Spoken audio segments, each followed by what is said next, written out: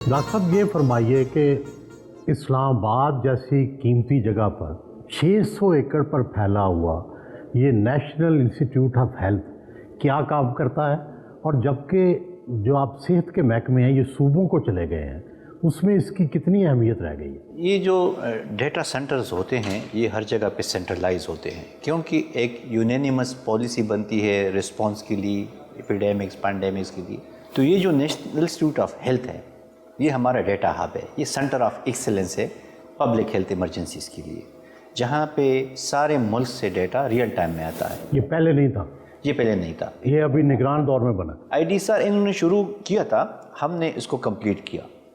और ये जो सेंटर अभी आप देख रहे हैं ये भी एक इन्फेंसी में था जब हम आए, तो अभी अल्हम्दुलिल्लाह ये एक डेवलप सेंटर है, इसके पास पूरी कैपेसिटी है, इक्विपमेंट्स हैं, HR हैं, और ये सूबों को कैपेसिटेट कर रहे हैं। यानी कोई बीमारी जहाँ भी फूटती है जी, या जी, उसका आपको फ़ौरन पता लग जाता है? फ़ौरन हमें पता भी लग जाता है और रिस्पॉन्ड भी हम इमीडिएटली, जैसे हमने CCHF जो क्वेटा में आई थी उसमें 24 आवर में हमने रिस्पॉन्ड किया। मीज़ल की आउटब्रेक किधर आई थी? इस्लामाबाद में, खसरा जो है, खसरा, उसका भी लेस देन 24 आवर में रिस्पॉन्स हमने किया अल्हम्दुलिल्लाह। कोविड का भी कुछ किया आप लोगों ने? जी, हम कोविड में हमारे बड़े स्ट्रिंजेंट मेजर्स हैं। हमने जैसी ही JN1 की वो आ गई न्यूज़ के इंडिया में इसका आउटब्रेक हुआ है और केसेस बढ़ रहे हैं, तो हमने ये एज्यूम कर लिया कि चूंकि इंडिया की ट्रैवल गल्फ़ के साथ है और गल्फ़ की फिर हमारे साथ ज़्यादा है तो ये इधर आनी है, तो हमने एक्टिवेट किया अपना सिस्टम इधर भी, और एयरपोर्ट जो पॉइंट ऑफ एंट्रीज हमारे हैं हमने थोड़ा सा उस पर आउट ऑफ द वे भी, क्योंकि हम बड़े सेंसिटिव है इसके बारे में, तो हमने एक तो जो सिम्टोमेटिक केसेस हैं उनकी इन्वेस्टिगेशन होती है एयरपोर्ट पे, उनको सेग्रीगेट किया जाता है, फिर इन्वेस्टिगेशन हो जाती है फॉलो। हमने जो नॉर्मल केसेस थे यानी 2% हमने नॉर्मल इधर से रैंडम इधर से, ताकि ये ख़तरा ही टले कि इस तरह की एक फ्लडिंग ना हो केसेस की। फिर भी केसेस आ गए इधर, अब 46 के करीब पेशेंट्स, लेकिन हमने रिस्पॉन्ड बड़ा अर्जेंटली किया, उसको ट्रेस किया सर, कम्युनिटीज़ में उनकी जाके फैमिलीज़ में इन्वेस्टिगेशन करवाई, उनको आइसोलेशन में रखा और वो फैलनी नहीं दी। आपका ये जो अदारा है ये वैक्सीन भी बनाता है, लेकिन अक्सर हम सुनते हैं कि कुत्ते के काटने का मामला हो या सांप के काटने का मामला हो, उनकी वैक्सीन अस्पतालों में दस्तयाब नहीं होती, फिर वजह क्या है? अच्छा, इधर जो वैक्सीन मैन्युफैक्चरिंग कैपेसिटी थी वो आहिस्ता आहिस्ता इरोड होती गई और अभी बहुत ही मिनिमम पे है, जिसके लिए हमने एक कंसोर्शियम बना लिया, उसमें नेशनल और इंटरनेशनल पार्टनर्स हैं और ये पब्लिक प्राइवेट पार्टनरशिप के तहत चलेगी।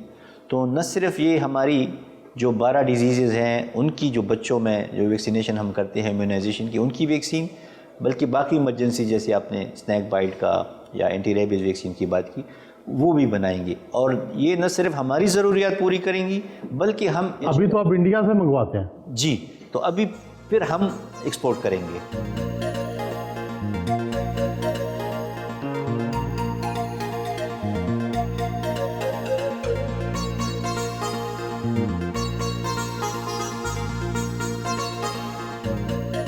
जदीद मोबाइल लैब देखने आए जिसमें टेस्ट सैंपल के ज़रिए फौरी रिपोर्ट फराहम करने के लिए जदीद मशीनरी लगाई गई है।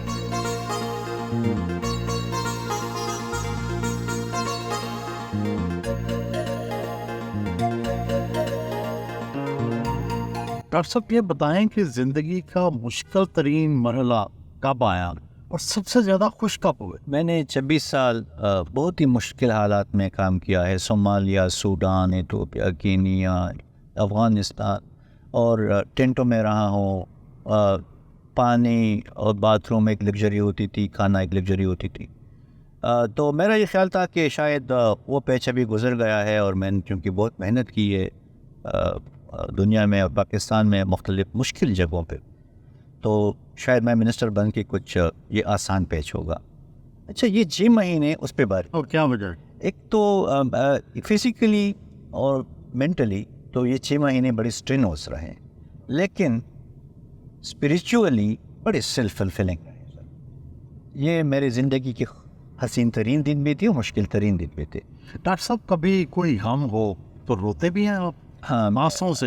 मैं सेंसिटिव हूँ काफ़ी ज़्यादा, तो खुशी तो मैं इज़हार नहीं करता, لیکن غم کا آٹومیٹیکلی کچھ نہ کچھ ہو جاتا ہے. آنسو گرتے ہیں. آنسو گرتے ہیں. اگرچہ میں بہت کنٹرول کرتا ہوں اپنے ایموشنس کو، میں بہت زیادہ کنٹرول کرتا ہوں، لیکن پھر بھی جب میں دیکھ لیتا ہوں چیزوں کو اور وہ مجھے پنچ کرتی ہیں تو بے ساختہ وہ آ جاتی ہیں.